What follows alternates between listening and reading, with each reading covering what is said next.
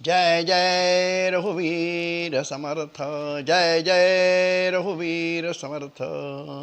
गुरुर्ब्रह्मा गुरुर्विष्णु गुरुर्देवो महेश्वरः, गुरु साक्षात् परब्रह्म तस्मै श्री गुरुवे नमः, तस्मै श्री गुरुवे नमः। बोलिए समर्थ रामदास स्वामी महाराज की जय।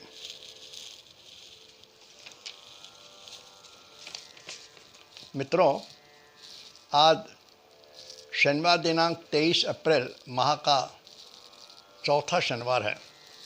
आज का चिंतन जो है वो हिंदी में। विषय है रामायण की फलश्रुति। हम ग्रंथों को पढ़ते हैं और ग्रंथों को पढ़ने के बाद हम देखते हैं कि ग्रंथ के अंत में उसकी फलश्रुति लिखी होती है कि इस ग्रंथ को पढ़ने से क्या होगा। उदाहरण के लिए सत्यनारायण कथा की जब हम पढ़ते हैं या कोई भी ग्रंथ है, उसके अंत में लिखा रहता है कि इसके पढ़ने से आपको ये लाभ होगा। क्या होगा? आपको परिवार में सुख प्राप्त होगा। यदि आपकी कोई समस्या है तो उस समस्या से आपका निराकरण होगा। जिसको नौकरी नहीं लगी है नौकरी लगेगी, विवाह नहीं हुआ है विवाह होगा, संतान उत्पन्न नहीं हो रही तो संतान होगी। इस प्रकार से कई फलश्रुति उसमें लिखी होती है और उस प्रकार से उस ग्रंथ का अध्ययन होता है। तो आज हम देखेंगे रामायण की फलश्रुति। अभी अभी रामनवमी का उत्सव हुआ। 9 दिन का व्रत था लोगों का। 9 दिन के व्रत में लोगों ने रामायण ग्रंथ का पठन किया, पारायण किया, अध्ययन किया।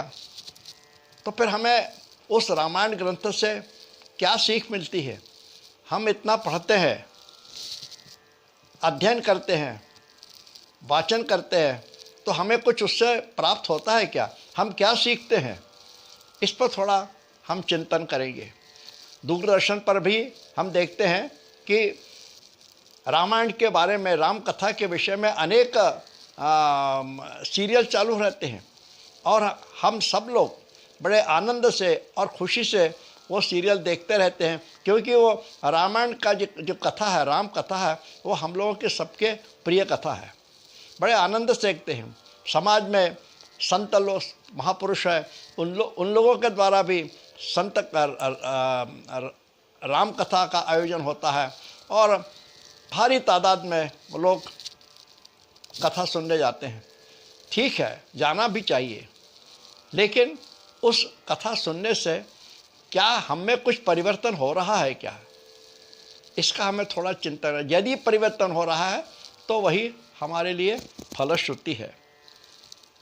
रामायण के सभी पात्र एक आदर्श पात्र है और रामायण ग्रंथ पढ़ने से हमें मानव संस्कृति की पहचान होती है, या यूँ कहे कि आदर्श मानवता यदि हमें कहीं देखने मिलती है तो वह है रामायण ग्रंथ में, क्योंकि उसका हर पात्र जो है वो आदर्श है। भगवान श्री राम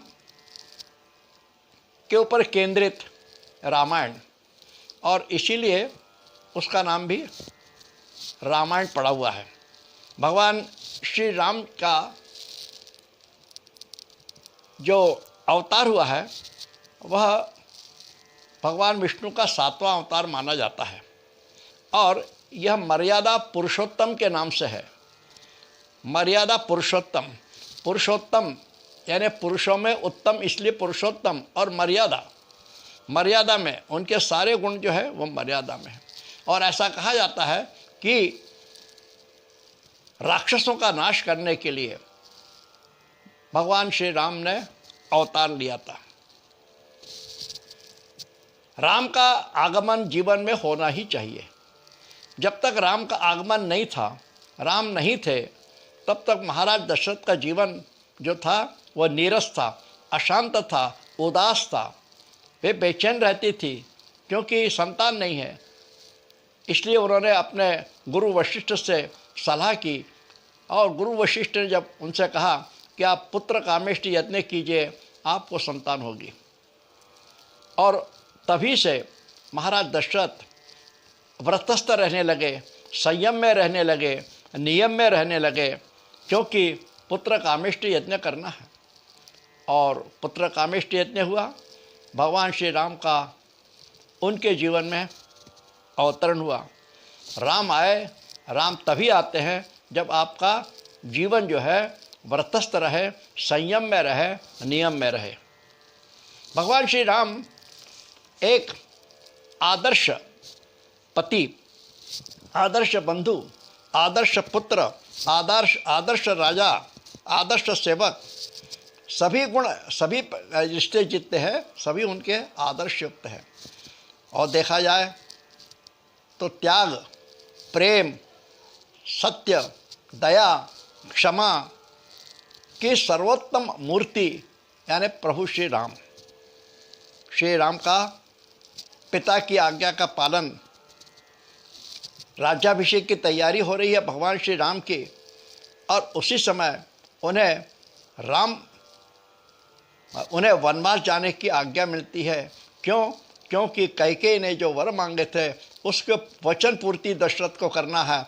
इसलिए महाराज दशरथ राम को वनवास भेजते हैं, लेकिन भगवान श्री राम बड़े खुशी से, आनंद से वो वन को जाते हैं।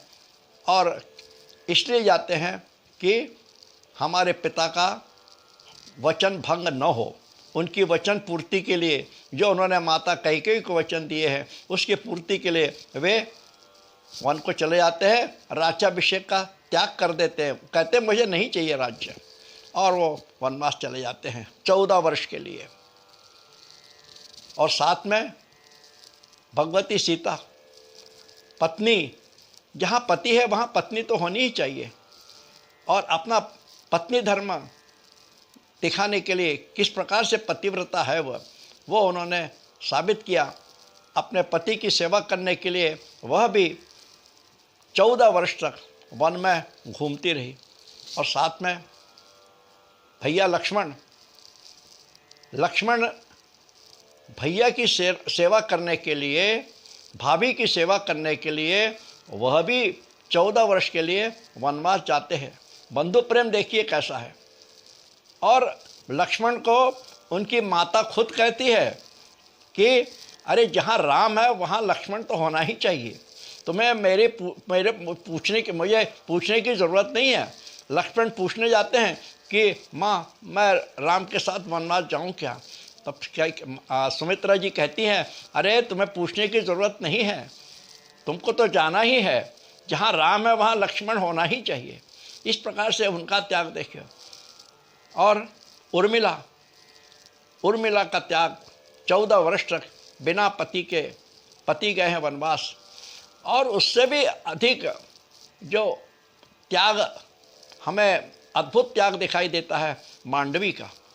14 वर्ष तक भरत की पत्नी मांडवी, भरत अयोध्या में हैं लेकिन 14 वर्ष तक दोनों आपस में मिलते नहीं हैं।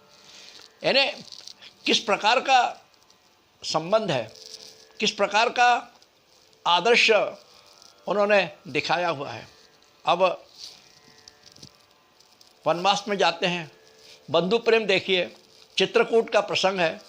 चित्रकूट में जब भरत कहते हैं श्री राम से कि आप अयोध्या चलिए, राज्य संभालिए, तब श्री राम कहते हैं नहीं, मैं पिता की आज्ञा का पालन करने के लिए वनवास जा रहा हूँ। 14 वर्ष के पहले मैं तो अयोध्या आऊँगा ही नहीं हूँ और तुम्हें ही राज्य संभालना है। तब भरत अपने भाई की पादुका लेकर नंदीग्राम में 14 वर्ष रह के राज्य का कार्यभार संभालते हैं। किस प्रकार से बंधु प्रेम है। उसके बाद पंचवटी का उदाहरण, मृग हरिण जो होता है हरिण को देखकर सीता माता मोहित हो जाती है और आग्रह करती है पति से, श्री राम से, कि आप उसको पकड़ के ले आओ। यानी वो हरिण नकली है, लेकिन नकली वस्तु से मनुष्य किस प्रकार से मोहित हो जाता है और उसके बाद क्या नुकसान होता है यह उसमें बताया गया है। इसलिए जो ऊपर से बहुत ही नकली दिखता है, बहुत अच्छा दिखता है, उससे हमें सावधान रहना चाहिए। बाद में लक्ष्मण सीता माता के लिए लक्ष्मण रेखा खींचते हैं और कहते हैं कि माता ये रेखा जो है आपको लांघना नहीं है। लेकिन लक्ष्मण रेखा जैसे ही माता ने लांघी है, अनर्थ हो गया और रावण सीता को ले गया। यानी कोई भी लक्ष्मण रेखा क्या है? ये लक्ष्मण रेखा यानी हमारे घर की देहली है। देहली को लांघना यानी बहुत सोच समझ के रखना। कोई कार्य करना हो तो सोच समझ के करना। इस प्रकार से अब उन्होंने मित्रता जो निभाई है, देखिए विभीषण को मित्र बनाया है भगवान श्री राम ने। और जब रावण विभीषण के ऊपर शक्ति बाण फेंकते हैं, तब राम स्वयं सामने आ जाते हैं और वो शक्ति अपने ऊपर ले लेते हैं। अब मैंने मित्र को बचाने के लिए किस प्रकार से मित्रता निभाई जाती है, वचन दिया है ना, उसी प्रकार से उनकी सुग्रीव से मित्रता है। किस प्रकार से उन्होंने, यानी मित्रता कैसी निभानी चाहिए, ये भी प्रभु श्री राम के चरित्र से हमें दिखता है। और जाति का कोई भेद नहीं, किसी भी जाति को, अब शबरी एक नीच जाति की, भिल्ल जाति की शबरी है, उसके आश्रम में जाते हैं और कहा जाता है कि शबरी के झूठे बेर प्रभु श्री राम ने खाए थे। यानी यहाँ जाति भेद कुछ नहीं है, सब। इसीलिए तो केवट को भी, केवट भी नीच जाति का है, लेकिन उसको उन्होंने गले लगाया और उससे उन्होंने जो काम किसी ने नहीं किया, चरणामृत लेने का, वो केवट ने किया। इस प्रकार से यानी हर जगह हमें प्रभु श्री राम का और सभी पात्रों का आदर्श दिखाई जाता है। अब तुलसीकुत रामायण में या कहीं कोई भी रामायण में आप देखेंगे कि उसमें 7 कांड है। 7 कांड का रामायण ग्रंथ है। पहला कांड है बालकांड। बालकांड जो है हमें बताता है कि प्रभु श्री राम की उसमें बाल लीला का वर्णन है। तो बालक को कैसे होना चाहिए? निर्मल हृदय, शुद्ध हृदय, पवित्र रहता है। कब? जब वो बालक है। तो बालक समान हमें अपना व्यवहार रखना चाहिए। हमारा हृदय जो है वो शुद्ध रहे, निर्मल रहे। फिर दूसरा कांड आता है अयोध्या कांड। अयोध्या कांड यानी जहाँ युद्ध न हो, कलह न हो, अशांति न हो, हमारे घर को हम शांत रखें, वहाँ पे किसी प्रकार से कपट, कलह या वाद विवाद इस प्रकार से घर में न हो। क्योंकि जहाँ कलह नहीं होता, शांति रहती है, वहाँ परमात्मा होते हैं। ये हमें अयोध्या कांड से प्राप्त होता है। फिर आता है अरण्य कांड।